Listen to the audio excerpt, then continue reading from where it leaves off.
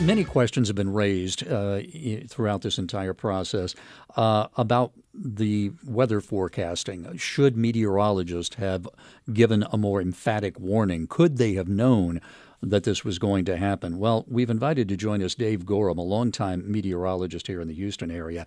Dave now lives in Kerrville, and he was right in the middle of the heavy rainfall and the destruction overnight on Friday. Dave, I'm sure, followed all of the forecasts, watched the weather closely. Once a meteorologist, always a meteorologist. You may recall Dave's name. He was the staff meteorologist here, did forecasts on KUHF for several years, worked for private services like Impact Weather and Universal Weather. Dave, really appreciate you joining us today. Hi, Doug. Good to be there. Hi, Celeste. Hi, Dave. So, Dave, tell us your overall impression. What did you see on Thursday? You were watching the forecast. What did you expect, and what went through your mind as the night progressed? Well, it's interesting because the forecast, I went back with my DVR and I rewatched the Thursday night forecast from our local NBC affiliate. By the way, I'm retired now.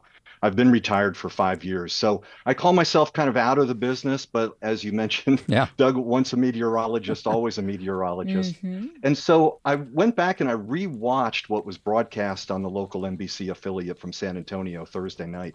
And it was actually pretty good. One of the things that meteorology struggles with, and by meteorology, I mean the science of meteorology, is the exact amount and the exact location of where rainfall will be. For those longtime Houstonians that remember Tropical Storm Allison back in, I think, 2001. 2001, right. This system was very similar in the sense that it had very little steering current. It didn't have a whole lot to direct where it was going to go. Meteorologists could figure that it was not going to go anywhere fast, and that it was not necessarily going to go in any particular direction, but kind of meander and linger. And it certainly did that. The local meteorologist out of San Antonio said, I think, a maximum of 5 inches. Wow. And people, I think, are going to say, well, that's not even half of what fell. And that's probably correct. There was significantly more rainfall than that. But I think the bigger question, as we begin to Monday morning quarterback this scenario, is the alerts. What happened to the alerts? And I'll tell you that 5 inches of rainfall, the amount that was forecast, is enough to cause significant issues in this area. Watching all this news coverage, I learned just the other day that the Guadalupe River Valley is the most dangerous river valley in all of the United States. Right. And that's Right. because of the flash flood potential here. Wow. You look out across the horizon, you don't see mountains, you don't see dramatic scenery, but it's all canyons. It's all going down low to the riverbeds, and the Guadalupe riverbed collects a lot of rain from a lot of areas. And even though the forecast, I think, was not inefficient, but less than perhaps it could have been, I don't think the meteorologists could have done much of a better job with the information that was available. And I think the warnings that they issued were good too. Yeah, go ahead, Doug. No, pardon me for interrupting, because you mentioned the Guadalupe, basically a canyon there. I mean, if that water starts rushing down toward the river and it gets in, I've heard it compared to sticking your thumb on the end of a garden hose.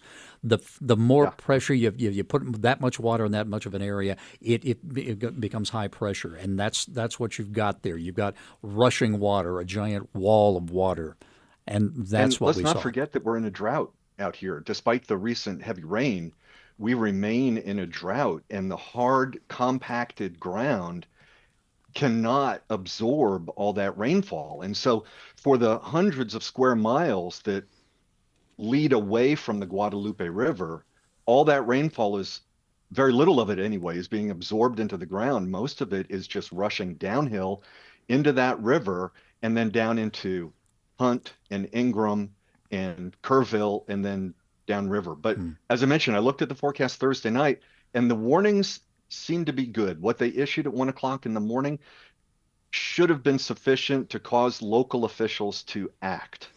And that's a point that we discussed earlier in the program. Apparently, from what we know so far, it sounds as though local law enforcement authorities didn't actually go knocking on doors or whatever.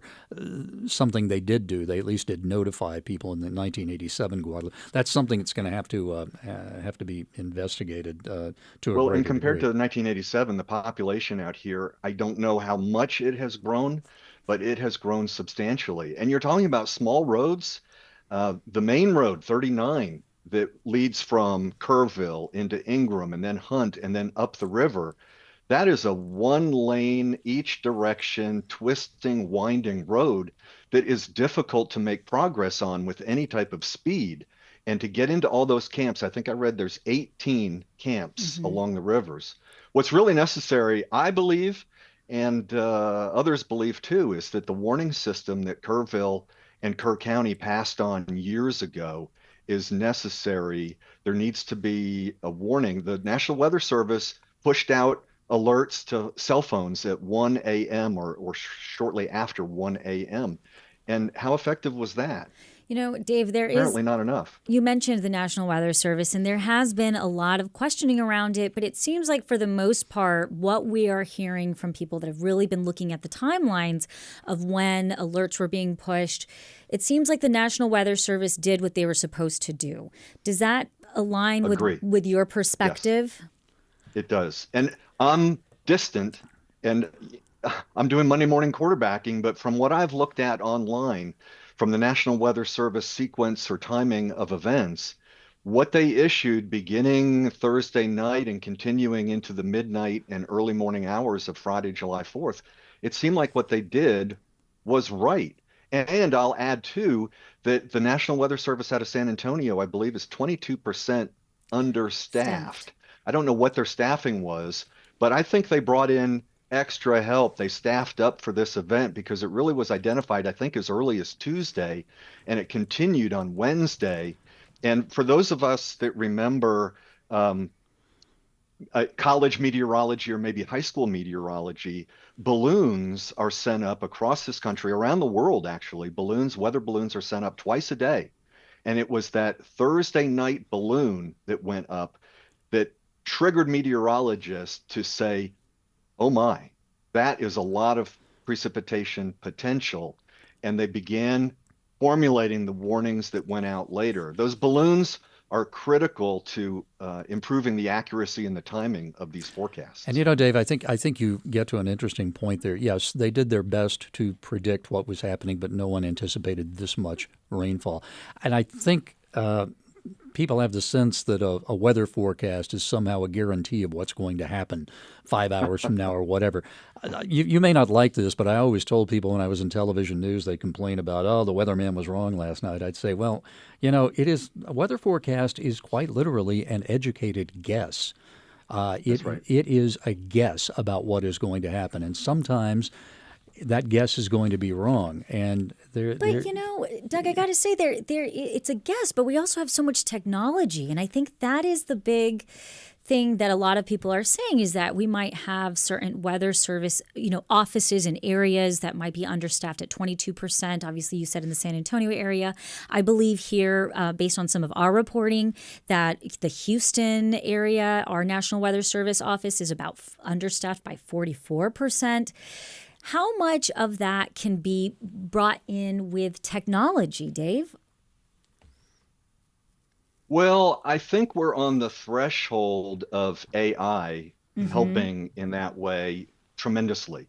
As I mentioned, I've been retired for 5 years, and so I can't really talk to staffing levels. Across the country, though, my statistics say 40 to 60% of National Weather Service offices are understaffed. So it's significant. The government's been making a lot of cuts recently, but the National Weather Service is a public safety office that probably shouldn't have those kind of cuts. We'll see how that all shakes out. But I think technology is really going to improve efficiencies. I'm glad I'm not a forecaster today, but I said the same thing 10 years ago because more and more automation and more computing power are coming to the science, and they're eliminating jobs that once were thought uneliminatable. But it just seems that they were not able to be cut, and then technology advances, and suddenly we've got cut jobs in the weather field.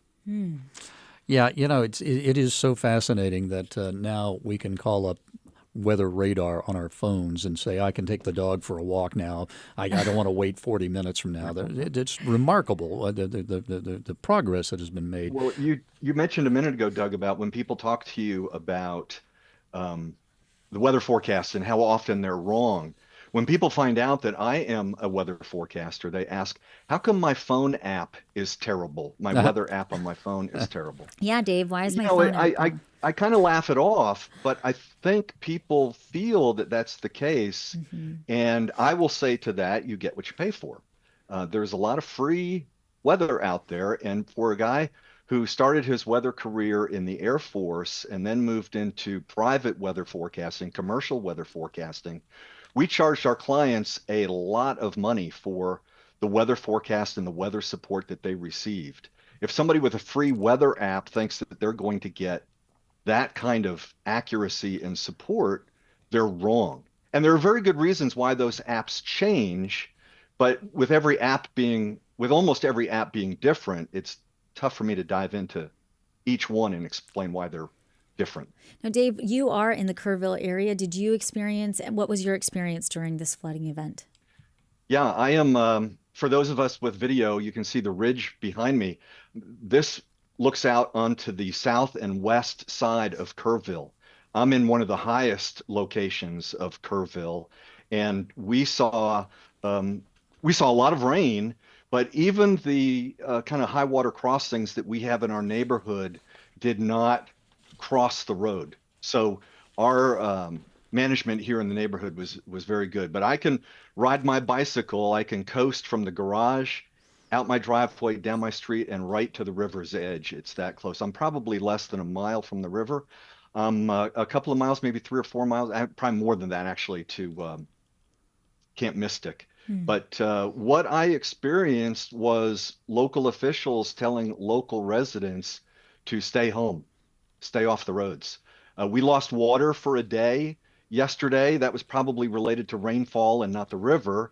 But my experience here in the higher elevations of Kerrville has been mild. And I will say, I mentioned riding bicycles. I ride a bicycle around here a lot. And I know that the off-main roads that I ride my bicycles on have been devastated. It's going to be difficult to get around here for a long time.